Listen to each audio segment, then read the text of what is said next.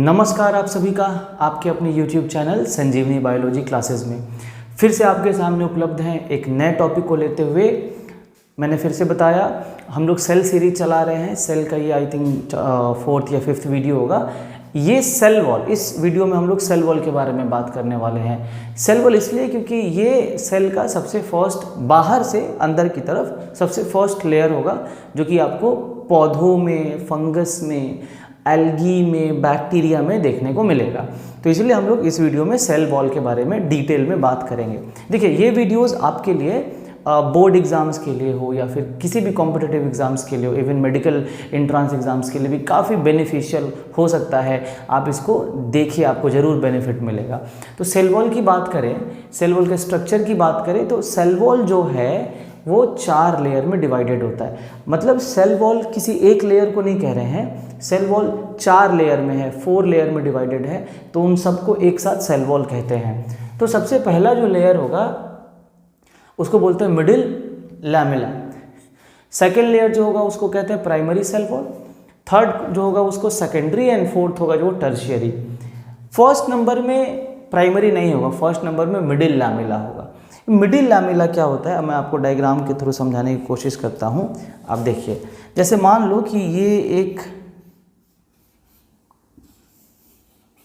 Plant cell है और ये दूसरा प्लांट सेल है, तो इनके बीच में कनेक्शन होता है, सीमेंटिंग होता है। सीमेंटिंग मतलब जुड़ाव होता है, कुछ कनेक्शन होता है। तो 2 सेल्स को, या 2 से ज़्यादा, मान लीजिए इधर से भी तो होंगे, फिर इधर से भी हो सकते हैं, तो 2 या 2 से ज़्यादा सेल्स को आपस में जोड़ने वाले लेयर को मिडिल लैमेला कहते हैं। ठीक है, बात क्लियर है। तो मिडिल लैमेला की कुछ खास बातें भाई, तो ये आउटर मोस्ट लेयर होगा present between the cells and mainly composed of magnesium and calcium pectates, यानी कि मैग्नीशियम और कैल्शियम से मिलकर के बना होगा, जो थोड़ा रिजिड देखने को मिल सकता है। इतना ही इसके लिए, और याद रखिए आउटर मोस्ट लेयर है मिडिल लैमेला।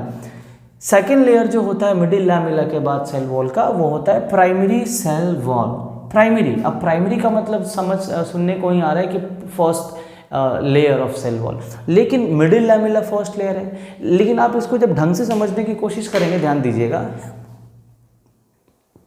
सपोज करिए कि ये दोनों सेल्स हैं, है ना, प्लांट सेल्स हैं, तो इन दोनों को मैं जोड़ रहा हूँ एक दूसरे से। ठीक है, तो मुझे अपने दोनों हाथ को जोड़ने के लिए, दैट मीन्स मुझे अपने दोनों सेल्स को जोड़ने के लिए कुछ ग्लू चाहिए होगा। तो उस ग्लू का जो मैं इस्तेमाल करूँगा वो होगा मिडिल लैमेला। इसका मतलब ये हो गया कि मिडिल लैमेला एक्चुअली में सेल का अपना पार्ट नहीं है ना, फिर भी हम इसको ऐड करते हैं क्योंकि ये सेल वॉल के साथ अटैच रहता है। तो सेल वॉल का जो अपना पार्ट हो गया वो हो गया प्राइमरी सेल वॉल। जैसे मान लीजिए स्किन, ये हाथ के साथ लगा हुआ है, यानी कि ये सेल के साथ लगा हुआ है, ये फर्स्ट लेयर हो गया आपको सेल का, और ये प्लाज्मा मेम्ब्रेन के सबसे नज़दीक होगा। ठीक है, बात क्लियर है, प्लाज्मा मेम्ब्रेन के नज़दीक। और एक और चीज़, ये मत सोचना कि ये चारों लेयर्स जो हैं ये एक साथ प्रेजेंट होंगे, चारों लेयर्स, ऐसा नहीं है। ये फेज वाइज प्रेजेंट होते हैं। फेज का मतलब हो गया ये तो रहेगा ही रहेगा, ये सेल वॉल किसी एक फेज में रहेगा, फिर मैच्योर होने के बाद ये आ जाएगा, और मोस्टली ये दोनों साथ में रह सकते हैं, मोस्टली, नहीं तो अकेला ये भी देखने को मिल सकता है। पढ़ेंगे तो क्लियर हो जाएगा। मिडिल लैमेला 2 सेल्स या 2 से ज़्यादा सेल्स को आपस में जोड़ रहा है। Primary cell wall present in younger plant and new leaves और इन ग्रोइंग रीजन्स, यानी कि ये जो पौधे के जो न्यू पार्ट जो अभी बन रहे हैं, जैसे कि पौधे में कोई नया पत्ता बन रहा है, कोई नया फूल बन रहा है, कोई नया फ्रूट बन रहा है, कहीं से कोई नया तना बन रहा है, तो वहाँ पे ये सेल वॉल प्रेजेंट होगा, मतलब वहाँ के सेल्स में ये सेल वॉल प्रेजेंट होगा। ऐसा इसलिए कि प्राइमरी सेल वॉल जो होता है ना, वो थोड़ा थिन होता है, थिन, पतला होगा, ताकि इजीली वो डिवाइड कर सके। मतलब जब सेल डिवाइड करेगा तो उसके बाहर अगर एक रिजिड सा वॉल रहेगा तो वो ज़्यादा अच्छी, मतलब उसको मुश्किल पैदा करेगा डिवाइड होने में, ग्रो करने में और फैलने में, यानी कि एलोंगेट करने में। तो इसीलिए प्राइमरी सेल वॉल जो है ना, ये सेल के साथ साथ ग्रो कर सकता है, सेल के साथ साथ डिवाइड कर सकता है ना, सेल के साथ साथ इलोंगेट हो सकता है, और ये कुछ ही समय के लिए रहेगा। दैट मीन्स जब वो सेल बड़ा हो जाएगा तो फिर प्राइमरी सेल वॉल डिमिनाइज, यानी कि गायब हो जाएगा। तो इसकी जो दूसरी कैरेक्टर है वो ये है कि ये इलास्टिक होता है। इलास्टिक का मतलब ये फैल सकता है, और कैपेबल ऑफ ग्रोइंग, यानी कि ग्रो कर सकता है सेल के साथ साथ, क्योंकि जो प्राइमरी सेल है, नया सेल जो है, मेरी स्टेम सेल जो होता है वो ग्रो करता रहता है, उसी की वजह से सेल में ग्रोथ होता है, ग्रोथ देखने को मिलता है। तो वैसे सेल जो लगातार ग्रो कर रहे हैं उनके सेल में प्राइमरी सेल वॉल आपको देखने को मिलेगा। इसमें हेमीसेल्यूलोज ज़्यादा होगा और सेल्यूलोज कम होगा। हेमीसेल्यूलोज सेल्यूलोज से थोड़ा कम कॉम्प्लेक्स होता है। सेल्यूलोज या हेमीसेल्यूलोज ये एक तरह के शुगर हैं, एक तरह के पॉलीसेकेराइड्स हैं। फिर बात करते हैं, मैंने लिख भी दिया है, ये आपको मेरिस्टेम और पैरेन्काइमा में पाए जाएंगे। पैरेन्काइमा जो होता है टिश्यू, जब पढ़ेंगे आप तो आप देखेंगे कि प्लांट टिश्यूज़ को ना डिवाइड कर दिया जाता है सिंपल एंड कॉम्प्लेक्स में, और उधर तो मेरिस्टेम है ही, तो सिंपल में पैरेन्काइमा आ जाता है। Parenchyma, collenchyma, sclerenchyma. तो पैरेन्काइमा एक्चुअली लिविंग सेल होता है और ये डिवाइड कर सकता है, अकेला कॉम्प्लेक्स टिश्यू है जो डिवाइड कर सकता है और लिविंग होता है। फ्रूट्स में यही प्रेजेंट होता है, पैरेन्काइमेटस टिश्यू में प्रेजेंट होता है। तो आपको मेरिस्टेम के सेल्स में भी प्राइमरी सेल वॉल देखने को मिल जाएगा। सेकेंडरी सेल वॉल की बात करेंगे तो ये एक्रीशन, एक प्रोसेस होता है एक्रीशन।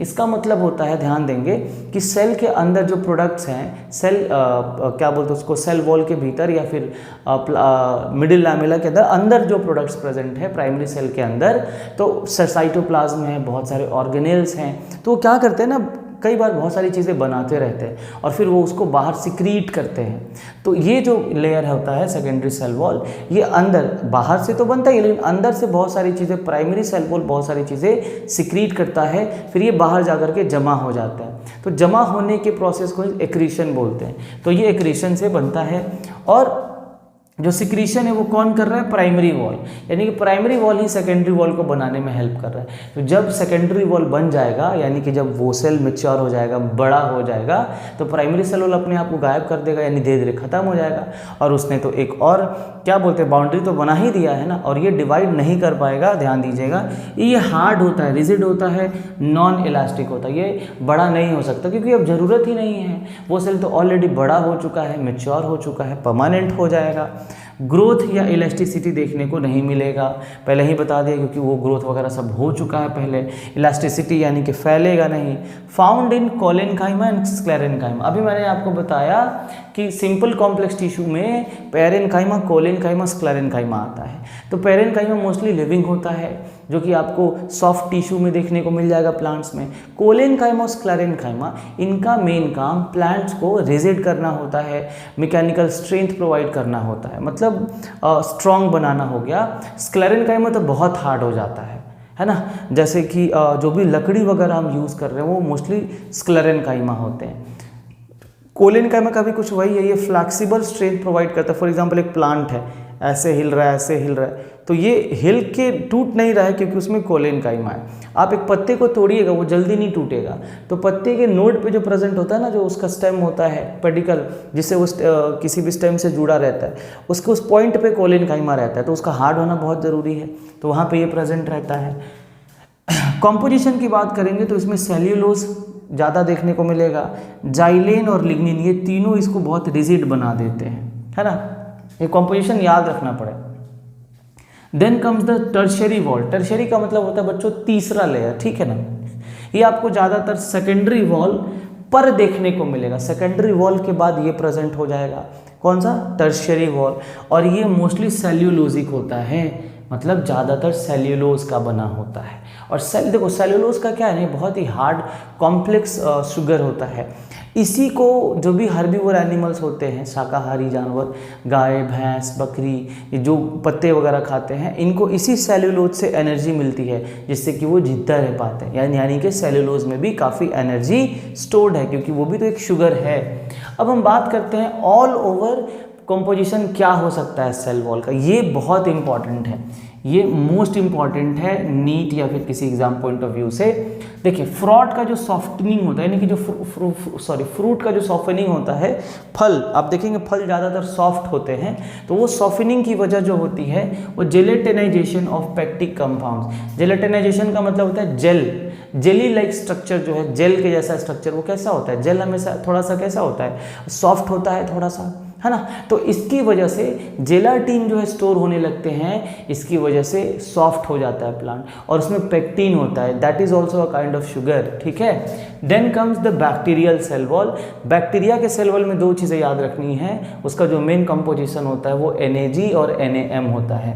NAG का मतलब होता है N एसिटाइल ग्लूकोसामिन, और NAM का मतलब होता है N एसिटाइल मुरामिक एसिड। मुरामिक एसिड उसको हार्ड बनाता है, और ग्लूकोसामिन ऑलवेज क्या है, ये ऑब्वियसली एक तरह का ये भी ग्लूकोज यानी कि शुगर है। Then comes algal cell wall. Algae का जो सेल वॉल होगा, एल्गी जो यूनिसेलुलर प्लांट्स होते हैं, तालाब में, नदी में, समुद्र में पाए जाते हैं, ये भी काफ़ी नेचर को काफ़ी ज़्यादा जो है ये ऑक्सीजन प्रोवाइड करते हैं, यानी इनका भी बहुत इंपॉर्टेंट रोल है इकोसिस्टम में। तो आपको इसमें सेल्यूलोज देखने को मिल जाएगा। लेकिन इससे नीट में क्वेश्चन आया हुआ है कि what is the composition of algal cell wall, तो मनांस याद रखिएगा और गैलेक्टेन्स याद रखिए, दोनों भी एक तरह के शुगर ही हैं, और ये कैल्शियम कार्बोनेट भी प्रोड्यूस करते हैं, जिससे इनको थोड़ा स्ट्रेंथ और हार्डनेस मिलता है। Last but not the list बच्चों, फंगल सेल वॉल। फंगस का जो सेल वॉल होता है वो काइटिनियस होता है, ये भी कई बार पूछा हुआ है। पॉलीमर ऑफ ग्लूकोसामिन, यानी कि ग्लूकोज जब बहुत ज़्यादा मॉलिक्यूल्स में स्टोर हो जाएगा, यानी कि आपका ग्लाइकोजन टाइप, तो उस तरह से आपको फंगस का सेल वॉल मिल जाएगा। तो इस तरह से हमने सेल वॉल टॉपिक को ख़त्म किया। इसके बाद हम लोग प्लाज्मा मेम्ब्रेन स्टडी करेंगे। देखिए मैं आपको बताता हूँ, अगर आप एक्चुअली में सीरियस होकर के पढ़ाई कर रहे हैं तो आप कंटिन्यूसली पढ़ते रहो पढ़ते रहो पढ़ते रहो, आपको मतलब थकना नहीं है ना। रिजल्ट कभी ना कभी मिलेगा ही मिलेगा, अच्छा रिजल्ट, बस कंटिन्यूटी बनी रहनी चाहिए, यानी कि निरंतरता बनी रहनी चाहिए। बीच में रुकोगे दिक्कत हो जाएगी।